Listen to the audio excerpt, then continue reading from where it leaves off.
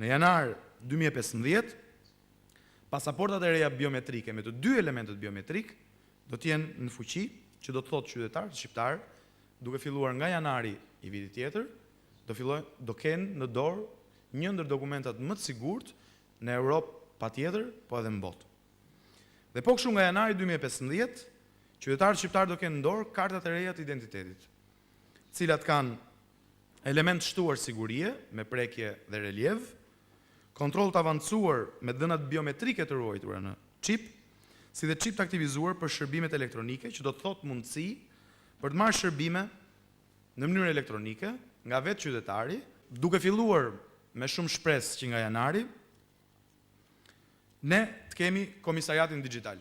që nuk është një punonjës policie, nuk është një zyrë, nuk është një sportel, është ky objekti këtu. Komisariati digital është një automat,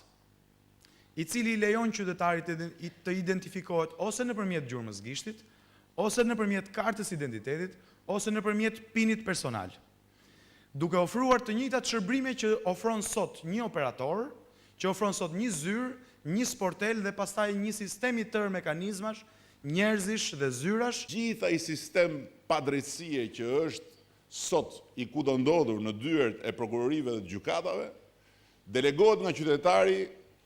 tek qeveria dhe tek kryeministri. Rastet nuk kanë munguar dhe nuk mungojnë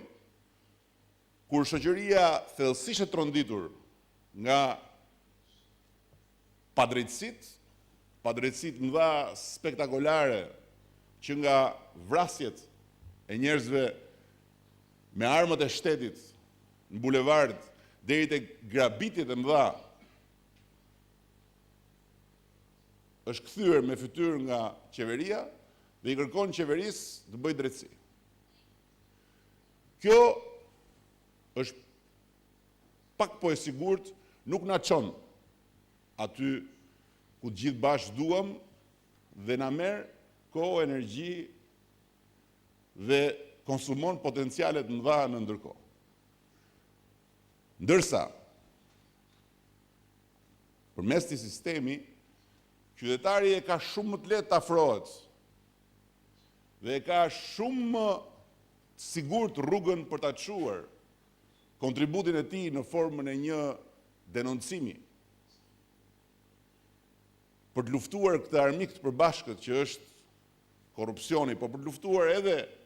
shkeljen e ligjit në tërësi, pasi nuk ndesh në idiotësinë tradicionale të sportelit radhës, ku shfaqet